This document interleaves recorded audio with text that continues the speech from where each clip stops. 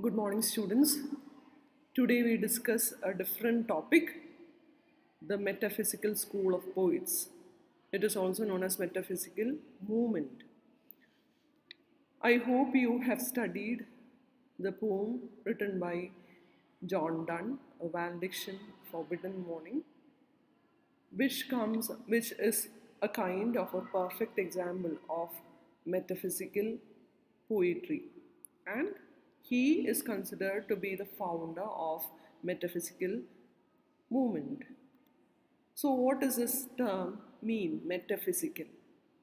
The term metaphysical, so it was the term metaphysical was first used by Dr. Johnson when he borrowed this Dryden's phrase about Donne.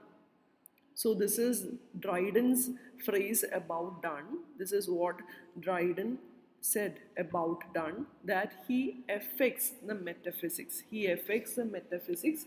That means that it is something like a comment, basically with a, with a mood of contempt.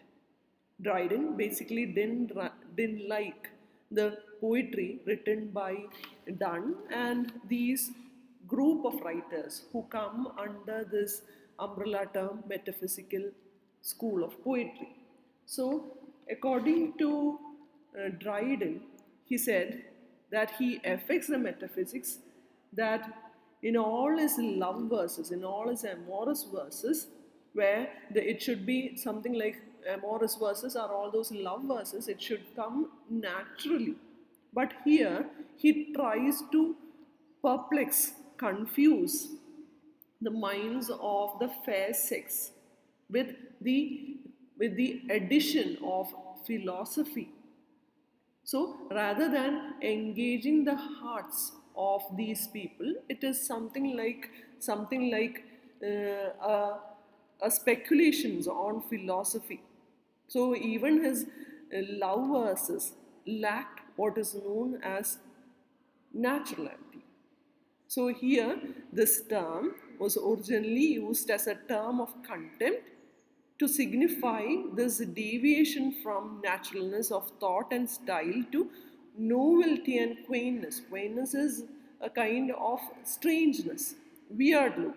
So, as I said earlier, metaphysics, he affects the metaphysics. It is something which is beyond physics.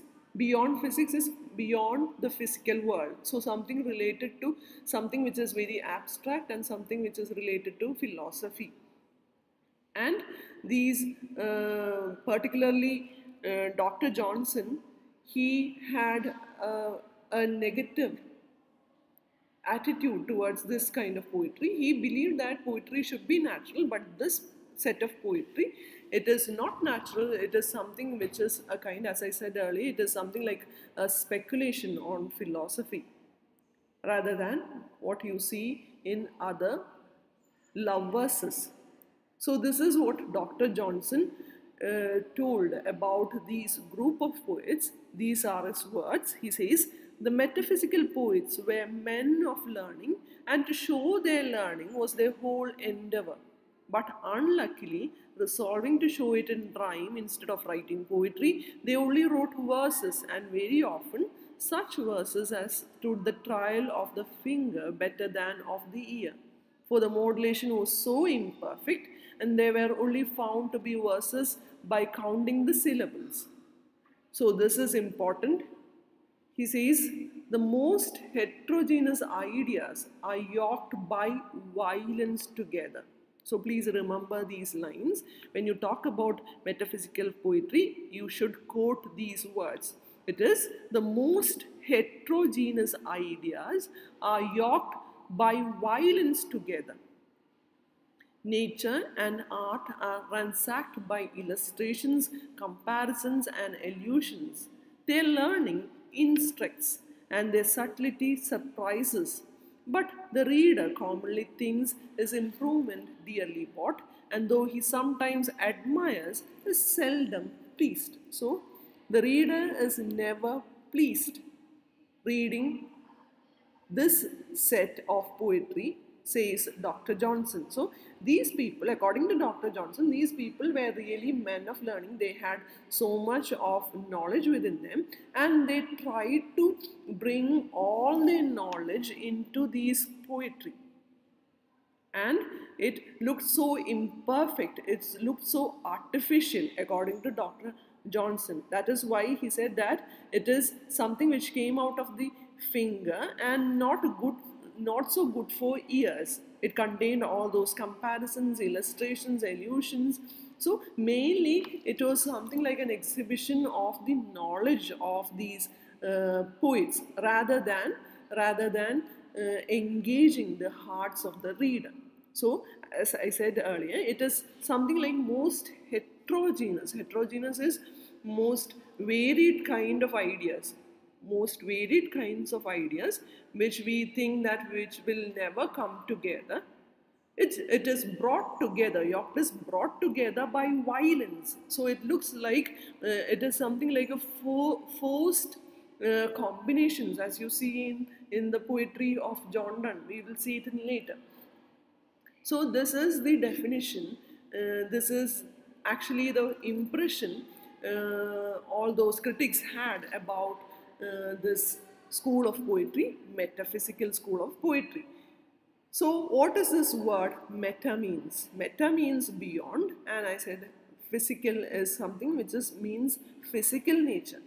So as the word indicates, it goes beyond the physical nature. What goes beyond physical nature? Physical nature kadanu povunna endana? It is something that goes beyond the physical world of senses, and actually it explores the spiritual world.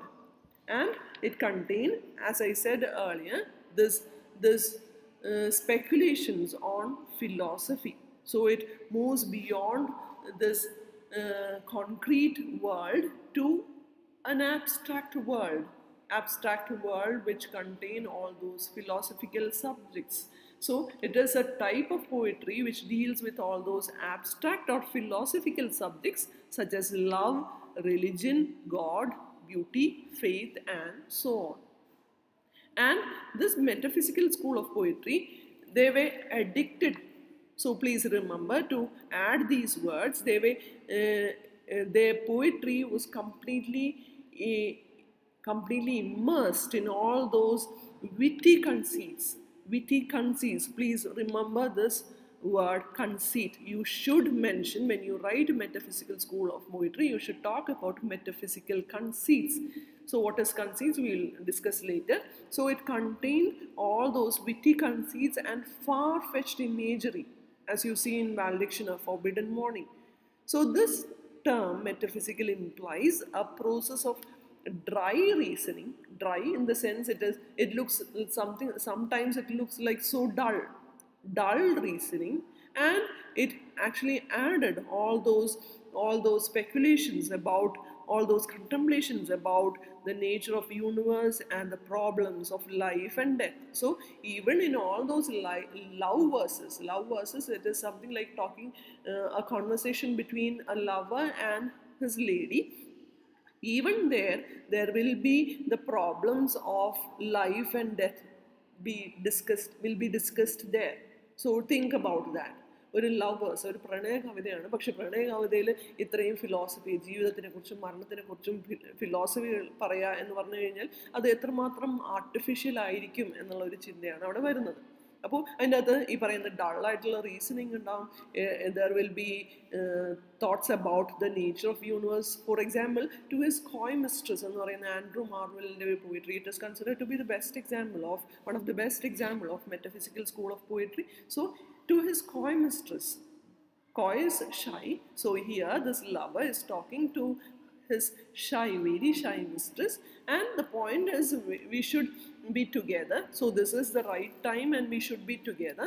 നമ്മൾക്ക് ജീവിതത്തിൽ സമയം കളയാനില്ല, പ്രിയെ നമ്മൾ ഒന്നിച്ചിരിക്കേണ്ട സമയമാണ് എന്ന് പറയുമ്പോഴും അതിൽ he talks about all those problems related to life and death. ഇനി വരാൻ പോകുന്നതെന്ന് പറഞ്ഞുകൂടാ, we will be dead soon and we will be in graves and we will be full of all those worms. ഇതൊക്കെയാണ് പറയുന്നത്. നമ്മളിങ്ങനെ പുഴുക്കളരിക്കും, ഈ പറയുന്ന ഗ്രേവിൽ കിടക്കുമ്പോൾ പുഴുക്കളരിച്ച് നമ്മൾ അവിടെ കിടക്കുമ്പോൾ ഈ പ്രണയിക്കാനുള്ള സമയം ഉണ്ടാവുമെന്ന് എനിക്ക് തോന്നുന്നില്ല. So just see how he reasons, how he brings logic into love. So that is very strange, right? To bring logic into love. Love and logic, it is completely unrelated. അപ്പോൾ അങ്ങനെയാണ്. അപ്പോൾ നമ്മൾ പുഴുക്കളരിക്കുമ്പോൾ പ്രണയിക്കാനുള്ള അവസരം ഉണ്ടാവുമെന്ന് എനിക്ക് തോന്നുന്നില്ല. അതുകൊണ്ട് this is the right time എന്നുള്ള രീതിയിലാണ് അത് പോകുന്നത്. So please read that poem. It is very kind of a refreshing kind of poem. It is titled To His Coy Mistress. So these are the characteristics of metaphysical school of poetry. As I said earlier, it includes all those skillful use of wit and conceit, wit, humor, and all those conceits, and it contains all those passionate thoughts. Passionate thoughts, as I said earlier, to his coy mistress, and in the poems of John Donne, we see all those passionate thoughts. Along with that, they will include all those religious and dramatic elements. And another characteristics, it is dramatic realism. Dramatic realism. So they all these poems, it is often praised for its clarity too.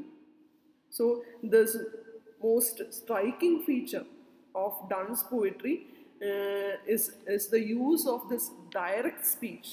There is something like a colloquial vigor and a kind of air of dramatic realism.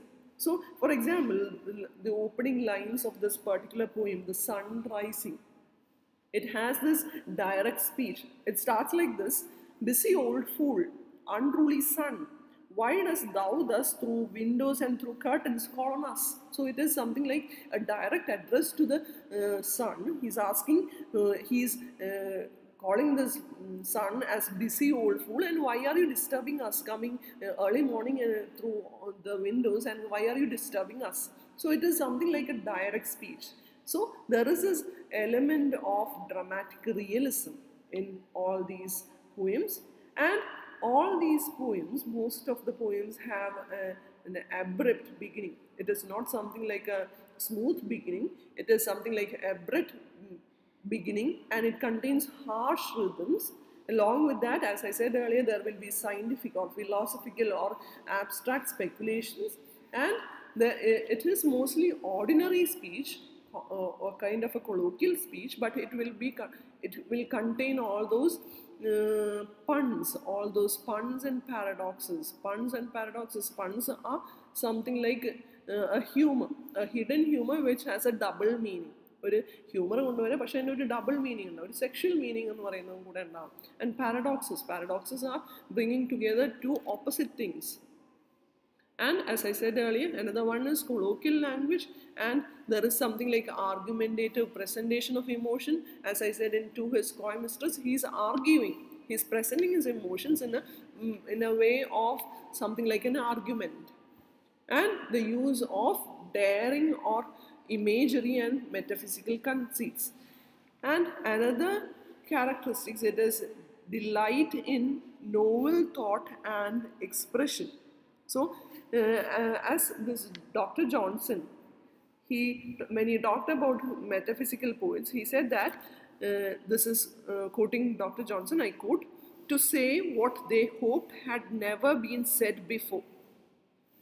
To say what they hoped had been never said before. So they said, they wanted to say something which is not said ever before. So there is this element of novelty, originality, newness. So they always brought this newness in their expressions, in their thoughts.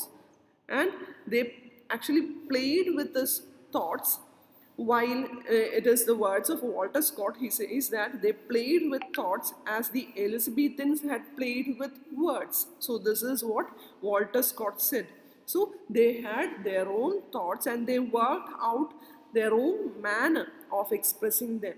So it is something like bringing out new in their poetry. And as I said earlier, it contained all those far-fetched images. They used all those far-fetched images which contained the use of wild conceits which included all fields of knowledge, science, as even nature. So they used science, even science, for comparison. So it is something like far-fetched images. I will give you the example later. And next characteristics, it is affectation and hyperbole. So the use of affectation and hyperbole, even from that we understand that how artificial it looks. So it is very hard to find a kind of a naturality in all these metaphysical writing. So it lacks what is known as natural grace. ഒരു poetry എഴുതുമ്പോൾ വേണ്ട ഒരു ഇതെന്ന് പറയുന്ന ഒരു natural grace ആണ്, ഒരു spontaneity. ഇതൊന്നും കാണില്ല. നമ്മൾ കാണുന്ന ഒരു ലേൺഡ് ആയിട്ടുള്ള അതിൻ്റെ അകത്ത് ഈ പറയുന്ന പോയിറ്റിൻ്റെ എല്ലാ അറിവുകളും കൂടെ ശേഖരിക്കുന്ന, he will quote from science, he will quote from philosophy, ഇതെല്ലാം അതിലേക്ക് വരും. ഈവൺ ഒരു പ്രണയ കവിതയാണെങ്കിലും ഇതെല്ലാം ആഡ് ചെയ്ത് വരുന്നത്. അപ്പോൾ there is something like a kind of artificiality of thought and a kind of hyperbolical expression. So, and this is the last one, obscurity. It is something like criticism against metaphysical poetry. എന്താണ് obscurity എന്ന് പറഞ്ഞു കഴിഞ്ഞാൽ? Obscurity is difficult to understand. It is not, as I said earlier, it is an exhibition of the learning of these poets. So it is not meant for common people to understand. ഈ പറയുന്ന common മാസസിന് വേണ്ടിയല്ല, learned ആയിട്ടുള്ള ആൾക്കാർക്ക് മാത്രമേ അത് ആസ്വദിക്കാൻ പറ്റുള്ളൂ. കാര്യം അത്രയും കാര്യങ്ങൾ ഈ പറയുന്ന ഫിലോസഫി, സയൻസസ് ഇതെല്ലാം കൊണ്ടുവരിക എന്ന് പറഞ്ഞു കഴിഞ്ഞാൽ അങ്ങനെയുള്ള ഒരു ഗ്രൂപ്പിന് മാത്രമേ ആസ്വദിക്കാൻ പറ്റുള്ളൂ. അപ്പോൾ ആ ഒരു criticism it was charged against metaphysical poetry. So this real obstacle to understanding metaphysical school of poetry, it is actually the novelty, the newness. അത് തന്നെയാണ് അതിൻ്റെ ഒരു ക്യാരക്ടറിസ്റ്റിക്സ് നമ്മൾ പറഞ്ഞു, അതിൻ്റെ ന്യൂനെസ് ആണ്.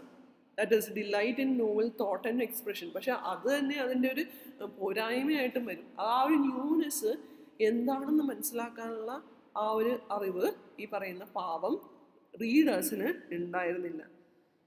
ആ ഒരു കാര്യം പറയുന്നുണ്ട്. And I said earlier, all these another characteristic, it shows the learning of these metaphysical poets.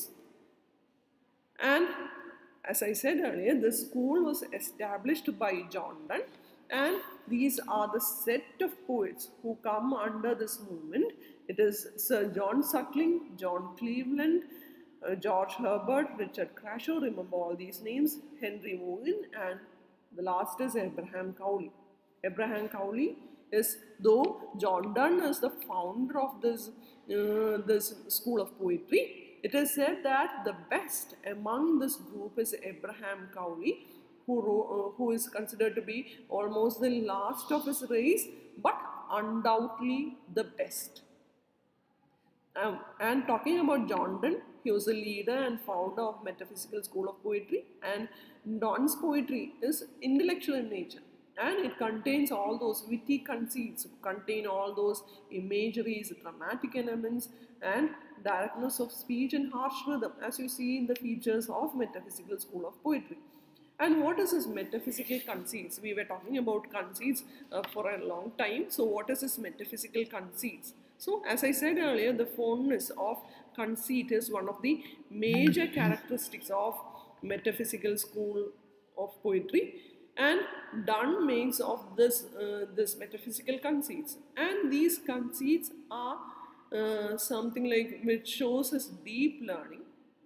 So what is a conceit? Conceit is something like, as I said earlier, it is something like a far-fetched imagery or a comparison which looks so extraordinary.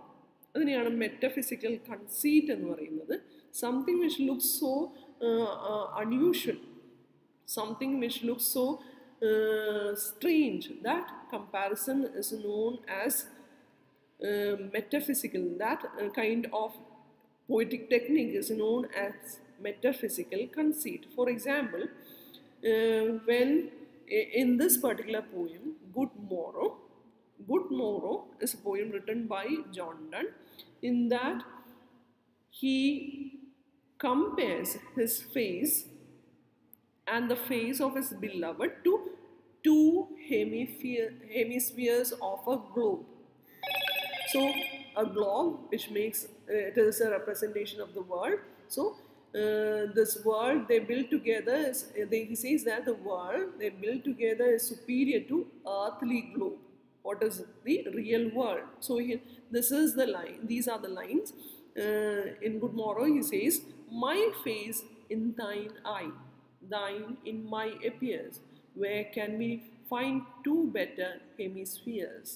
So ഇവിടെ പറയുന്ന എല്ലാത്തിൻ്റെയും example ഉണ്ട്. ഈ പറയുന്ന രണ്ടുപേര്, അതായത് ഒരു ലവറും ആളുടെ ലേഡിയോട് സംസാരിക്കുമ്പോൾ അവിടെ പറയുന്ന പ്രണയത്തിൻ്റെ ആ ഒരു വരികളിലും പറയുന്നത് നമ്മൾ രണ്ട് മുഖം കൂട്ടിച്ചേർത്ത് കഴിഞ്ഞാൽ ഒരു ഗ്ലോബ് ആകും. അതായത് I am the half hemisphere and you are the other half. So look at that, bringing geography, science, ഇതെല്ലാം കൊണ്ടുവരും. അപ്പോൾ എന്താണ്, അതിനെയാണ് മെറ്റഫിസിക്കൽ കൺസീറ്റ് എന്ന് പറയുന്നത്. So metaphysical conceit is actually little complex, but എന്താണെന്ന് പറഞ്ഞു കഴിഞ്ഞാൽ മെറ്റഫിസിക്കൽ കൺസീറ്റ് എന്ന് പറഞ്ഞു കഴിഞ്ഞാൽ it is something like a far stretched comparison. നമ്മൾ ആലോചിക്കുമോ ഇങ്ങനെ നിൻ്റെ മുഖം ചന്ദ്രനെ പോലെ എന്നൊക്കെ പറയുന്ന പോലെയല്ല. ഈ പറയുന്ന നിൻ്റെ മുഖം ഈ പറയുന്ന ഒരു പകുതി ഹെമിസ്ഫിയർ പോലെയാണ്. അങ്ങനെയൊക്കെ പറയുക എന്ന് പറയുന്നത് ആ ഒരു it looks so strange, it looks so incomprehensible at first time when you read this. So this is known as metaphysical conceits, and even this Donne compares a flea to a marriage bed. അങ്ങനെ പലതരം images കൊണ്ടുവരാം. നമ്മൾ ഒട്ടും വിചാരിക്കാത്ത, നമ്മൾ ഒട്ടും ചേരില്ല എന്ന് വിചാരിക്കുന്ന കാര്യങ്ങൾ ഒന്നിച്ചു കൊണ്ടുവരാം. So there is this particular poem titled The Sun Rising, where he brings into the bedroom of two lovers a vision of both the Indias of spice and mind. So it is something like linking together two completely different things, completely different areas of experience. At one point of time he is talking about love, and he is including science into love, bringing logic into love, as I said earlier. അപ്പോൾ അത് വളരെ ഡിസ്പറേറ്റ് ആയിട്ടുള്ള അല്ലെങ്കിൽ വളരെ different ആയിട്ടുള്ള, അതുകൊണ്ട് തന്നെയാണ് doctor Johnson പറഞ്ഞത്, as I said earlier, as I quoted earlier, the most heterogeneous ideas are yoked by violence together.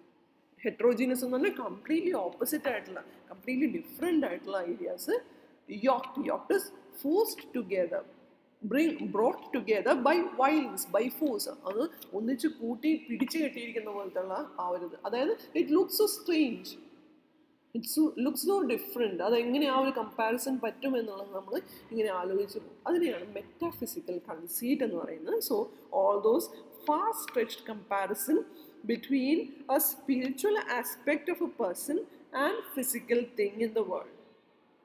So it is also known by the name extended metaphor. Metaphor എന്ന് പറഞ്ഞു കഴിഞ്ഞാൽ ഇങ്ങനെ comparison ആണ് metaphor. അത് തന്നെ extended ആയിട്ടുള്ള മെറ്റഫറിനെയാണ് നമ്മൾ metaphysical കൺസീറ്റ്സ് എന്ന് പറയുന്നത്.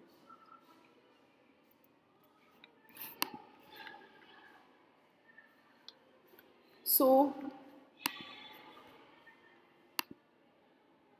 as I said earlier, he uses these comparisons. So the most striking and famous one used by this Donne is the comparison of a man who travels. So as you have learned in Valediction, Forbidden Morning. So here there is his beloved who stays at home, and this person, this lover, is traveling. So they compare, this man compared themselves to this compass. If they be two, they are two so, as stiff twin compasses are two. Thy soul, the fixed foot, make no show to move, but doth if other do. Thy firmness make my circle just. So look at that. They both are a kind of they have a long distance relationship, but they are ultimately, the point is that though they are in separate parts of the world, they are united just like a compass. So the compass, beloved, is fixed at one point, and the man is moving. But even though he moves, he is only making a circle. നിങ്ങൾക്കറിയാലോ ഒരു കോമ്പസിൻ്റെ ഒരു point നിൽക്കുന്നു, ഒരു point circle ചെയ്യുന്നു എന്ന് പറഞ്ഞു കഴിഞ്ഞാൽ it is still fixed there and it is making A complete circle. So look at that. Though he is talking about the love in long distance, but here he tries to prove that even though they are in distant worlds, their love is actually intact. So this is also an example of metaphysical conceit. So here is the conclusion. The contribution of metaphysical poets to the English literature, it is absolutely immense. They show the spiritual and moral favor. It contained all those spiritual and moral favor of Puritans, as well as all those love verses you see in Elizabethan verses. So it is something like a strange combination. Spirituality undo ennu vechal undu, love ennu parayunna element undu adu undu. So, and this metaphysical poets gave us the best religious poetry. And in the field of love poetry, they gave different types. It may be cynical, a kind of a doubtful kind of one, Platonic love, Petrarchan and amorous moods. And they are the ones who brought colloquialism to us, the use of colloquialism, a kind of a direct speech which looks so ordinary, but ordinary yet extraordinary. So that is why they gave something like intellectuality to the English poetry. So girls, this is about metaphysical school of poetry. Please go through it. Please take down notes. It is an important topic. It will be usually asked as a short answer question. So thank you girls. Have a nice day.